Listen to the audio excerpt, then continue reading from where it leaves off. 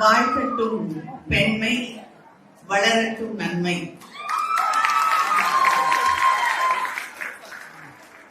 நம்முடைய தலைவர் கலைஞர் அவர்களுடைய பிறந்த நாளை கொண்டாடக்கூடிய வகையிலே இங்கே நடைபெற்றுக் கொண்டிருக்கக்கூடிய இந்த சிறப்பான மகளிர்கள் நடத்தக்கூடிய இந்த கூட்டத்திலே கலந்து கொள்வதிலே மற்றற்ற மகிழ்ச்சியும் பெருமையும் அடைகிறேன்.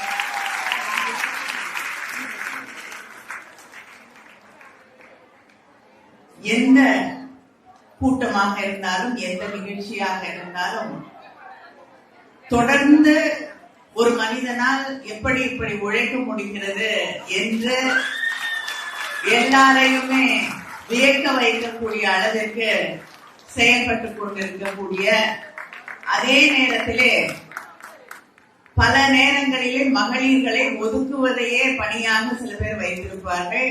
மகளிரை ஊக்கப்படுத்தி அவர்களையும் அரவணைத்து தன்னுடைய மாவட்டத்தை நடத்தி கொண்டிருக்கக்கூடிய மரியாதைக்குரிய மாவட்ட கழகத்தின் செயலாளர் ஷேகாம்பு அவர்களே,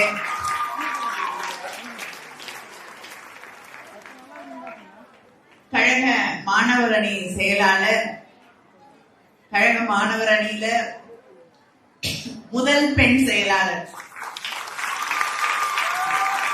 அந்த பெருமையோடு நிற்கக்கூடிய வீரமணி அவர்களே, இந்த மாவட்டத்தில் அவங்களுடைய முதல் நிகழ்ச்சி.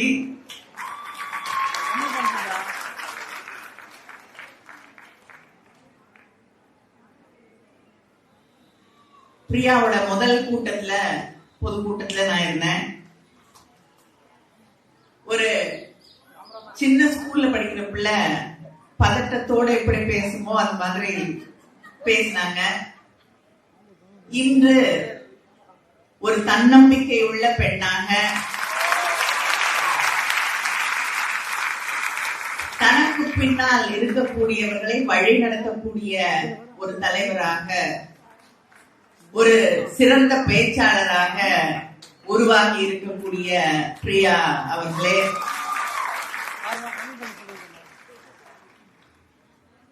கழக சட்டத்துறை இணை செயலாளர் KS ரவிச்சந்திரன் அவர்களே, கழக செய்தி தொடர்பு துறை செயலாளர் அன்புக்குரிய தமிழன் பிரசன்னா அவர்களே, பொதுக்குழு உறுப்பினர் பூர்ணிமா அவர்களே, சுதா தீனதயாளன் அவர்களே, தலைமையேற்று இருக்கக்கூடிய ராஜேஸ்வரி ஸ்ரீதர் அவர்களே, நாங்க அவங்க 5 வார்த்தைக்கு மேல பேசி நான் பார்த்ததே கிடையாது. இன்னைக்கு மகளிர் அணிக்கு ஒரு மிக சிறந்த பேச்சாளர் கிடைத்திருக்கிறார் என்ற அந்த மகிழ்ச்சியோடு இந்த கூட்டத்திலே நான் நின்று கொண்டிருக்கிறேன். வேலு அவர்களே, KSM நாதன் அவர்களே, புனிதவதி எத்தராஜன் அவர்களே, சரிதா மகேஷ்குமார் அவர்களே, சாந்தகுமாரி அவர்களே, சாவித்ரி வீரராகவன் அவர்களே, நிர்மலா தேவி அவர்களே, கலைச்செல்வி அவர்களே, அன்னபூர்ணி, வள்ளி, கிருஷ்ணவேணி, விஜயலட்சுமி, ஸ்னோபா, தேவ கிருபை, ஜான்சி ராணி, சகினா பேகம், சூர்யா, ரகு, அமுல் பாண்டியன், இலக்கியா, எழில், விஜயலட்சுமி, சாரதா, விஜயகுமார், பாபு அவர்களே, சுகந்தி, நதியா அவர்களே, ஞான தீபம் அவர்களே, புனிதா மோகன் அவர்களே, இந்த நிகழ்ச்சியிலே கலந்து கொண்டிருக்கக்கூடிய என்னுடைய அன்பிற்குரிய மகளிர் அணியை சார்ந்த சகோதரிகளே, கழகத்தின் மூத்த முன்னோடிகளே, முன்னணி செயல் வீரர்களே, நம்முடைய அன்பு தலைவர் கலைஞரின் உயிருக்கும் மேலான அன்புடன் அத்தனை பேருக்கும் என்னுடைய வணக்கத்தை, வாழ்த்துக்களை, நன்றியை நான் தெரிவித்துக் கொள்கிறேன். இந்த அரங்கத்திற்குள் நான் நுழைந்த போது இங்கே சில சகோதரிகள் என்னை அணைத்துக் கொண்டு கண்ணீர் விட்டார்கள். மேடையிலே கூட இறுக்கமான முகத்தோடும் கனத்த மனத்தோடும் கண்களிலே நீரோடும் உரையாற்றியவர்களை நாம் பார்த்தோம். ஒன்றை நாம் நினைவிலே வைத்துக் கொள்ள வேண்டும். தலைவர் கலைஞர் அவர்களுடைய பிறந்த நாளை கொண்டாடி கொண்டிருக்கிறோம். தன் வாழ்நாளில் தான் போட்டியிட்ட இடங்களிலே தோல்வியை காணாத ஒரு தலைவர் என்றால் தலைவர் கலைஞர் அவர்கள். ஆனால் பொது வாழ்க்கையிலே இயக்கத்தின் எத்தனையோ தோல்விகளை தன் தோளில் சுமந்த தலைவர் தான் தலைவர் கலைஞர் அவர்கள். மக்கள் பணியிலே அவர் ஆட்சி பொறுப்பிலே இருந்த காலகட்டத்தை விட ஆட்சி பொறுப்பிலே இல்லாமல் எதிர்கட்சியாக பணியாற்றிய காலங்கள் தான் அதிகம். ஆனால் அவர் தன்னுடைய வாழ்க்கையின் தாரக மந்திரமாக கொண்டது, நாம் ஒருவருக்கு நல்லது செய்கிறோம் என்றால் அவர்கள் அதற்காக நன்றியோடு இருப்பார்கள் என்று எதிர்பார்க்க கூடாது. அப்படி இல்லை என்ற காரணத்திற்காக நாம் நன்மைகளை செய்வதை நிறுத்திவிடக் கூடாது. தொடர்ந்து அவர்களுக்காக பணியாற்ற வேண்டியது நம்முடைய கடமை என்று தன் வாழ்நாள் தாரக மந்திரமாக ஏற்றுக்கொண்ட தலைவர் கலைஞர் அவர்கள். அவருடைய பிறந்த நாளை நாம் கொண்டாடி கொண்டிருக்கிறோம். நான் பல முறை பார்த்திருக்கிறேன். தேர்தல் முடிவுகள் இப்பொழுதாவது ஒரு 4 மணி நேரத்துக்குள்ள நமக்கு தேர்தல் முடிவுகள் தெரிஞ்சிருது. முன்னாடி எல்லாம் ஓட்டு எண்ணுவாங்க, பெட்டியை திறந்து எண்ணி தகராறு நடக்கும், சண்டை நடக்கும், எல்லாத்தையும் தாண்டி அந்த முடிவுகள் மாலை வர வரதான் தெளிவாக தெரிய ஆரம்பிக்கும். அப்படி மதியமெல்லாம் ஒரு இறுக்கமான சூழல் இருக்கும். அதை தாண்டி மாலை வர வர தோல்வியா வெற்றியா என்பது ஏறத்தாழ உறுதி செய்யப்படக்கூடிய அந்த நேரத்திலேயே அடுத்த நாள் நன்றி அறிவிப்பு கூட்டம் என்று அறிவித்த தலைவன் தான் தலைவர் கலைஞர் அவர்கள்.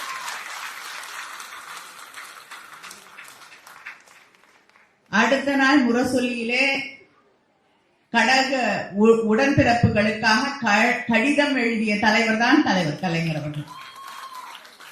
அடுத்த பணி என்ன, அடுத்த போராட்டம் என்ன, அடுத்த ஆர்ப்பாட்டம் என்ன, மக்களுக்காக எதற்காக குரல் கொடுக்க வேண்டும், எதற்காக போராட வேண்டும், எந்த கருத்துக்களை நாம் அங்கே சட்டமன்றத்திலே எடுத்து வைத்து அங்கே வாதாட வேண்டும், பேச வேண்டும், யார் எதை பற்றி பேச வேண்டும் என்று அடுத்த நிமிடம் சிந்திக்க தொடங்கிய தலைவன் தான் தலைவர் கலைஞர் அவர்கள்.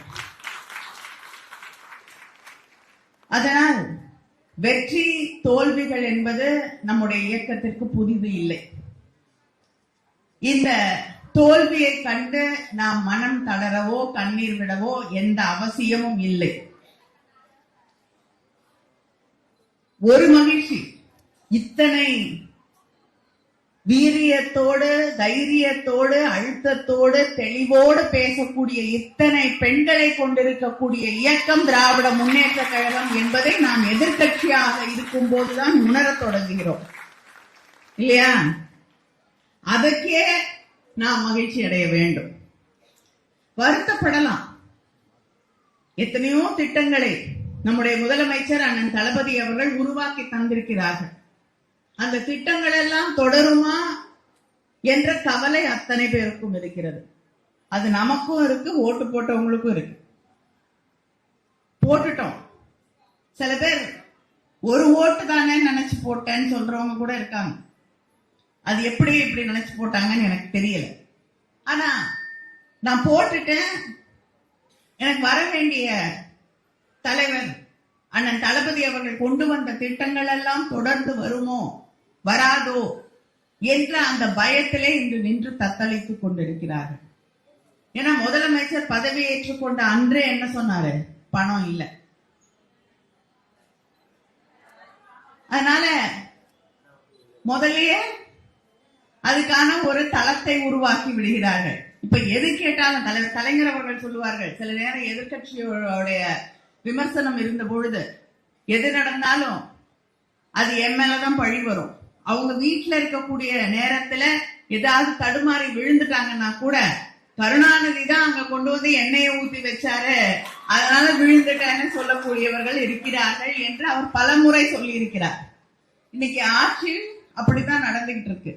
எதுவாக இருந்தாலும் முன்னாடி இருந்தவங்க பணம் இல்லாம செஞ்சுட்டாங்க. முன்னாடி இருந்தவர்கள் இன்று பெண்களுக்கு எதிரான குற்றங்கள் தினமும் நடந்து கொண்டிருக்கக்கூடிய குழந்தைகளுக்கு எதிரான குற்றங்களை இந்த அரசு கட்டுப்படுத்த முடியாம நிறுத்த முடியாம இருக்கக்கூடிய சூழலை நாம் பார்த்து கொண்டிருக்கிறோம்.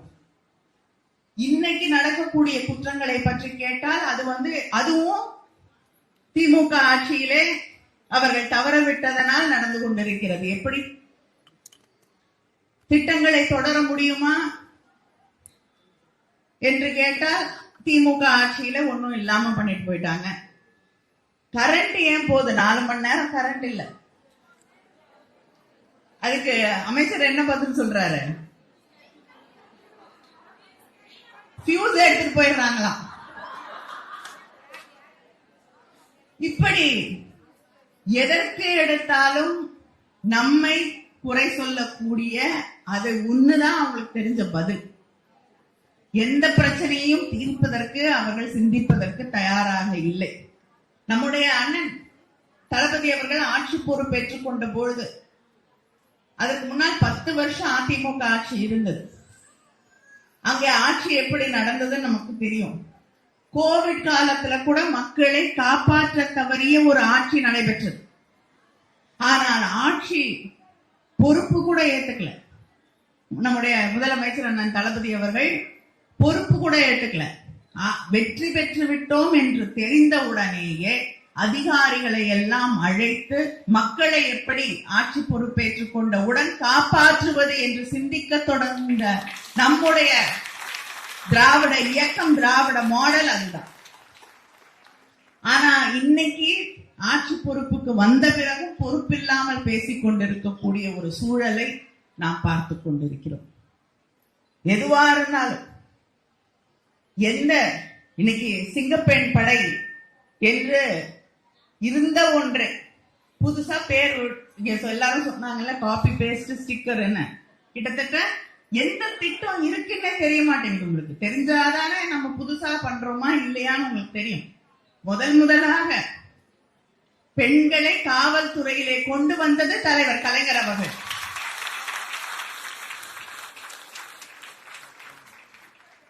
பெண்கள் பாதுகாப்புக்காக ஒரு தனியாக பிரிவை உருவாக்கியது நம்முடைய ஆட்சியிலே, திராவிட முன்னேற்ற கழக ஆட்சியிலே நம்முடைய அண்ணன் தளபதி அவர்கள்.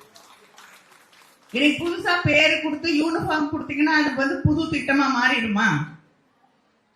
ஆனா சரி பரவாயில்ல, நீங்க என்ன வேணாலும் பண்ணுங்க, அதை பத்தி எந்த பிரச்சனையும் கிடையாது. நீங்க புதுசா பேர் வைங்க. ஆனா பெண்களை தயவு செய்து இந்த ஆட்சியிலே அவர்களுக்கு பாதுகாப்பை எதை சொல்லி ஆட்சிக்கு வந்தீங்களோ அதை செய்யுங்க. எதை வேணாலும் தேர்தல் அறிக்கை குழு முதல்ல நம்முடைய முதலமைச்சர் அண்ணன் இருந்த நம்முடைய அண்ணன் தளபதி அவர்கள் எங்களுக்கு சொன்னது என்னன்னா, எதை செய்ய முடியுமோ அதை மட்டுமே வாக்குறுதியா கொடுங்க. இதை செய்யறோம் அதை செய்யறோம்னு மக்களை ஏமாத்தாதீங்க. நாம நினைச்சிருந்தா கூட எதை வேணாலும் சொல்லிருக்க முடியும். ஆனால் எதை செய்ய முடியுமோ அது மட்டுமே திராவிட முன்னேற்ற கழகத்தின் தேர்தல் அறிக்கையிலே இருந்தது. ஆனா இன்னைக்கு ஆட்சி பொறுப்புல இருக்கக்கூடியவர்கள் எதோ சொன்னாங்க. 6 சிலிண்டர் காத்துட்டு இருக்கீங்கல்ல, இன்னைக்கு ஒரு சிலிண்டர் கிடைக்கிறதே பெரிய கனவாக மாறிக்கொண்டிருக்கக்கூடிய சூழலிலே 6 சிலிண்டர் வரும்.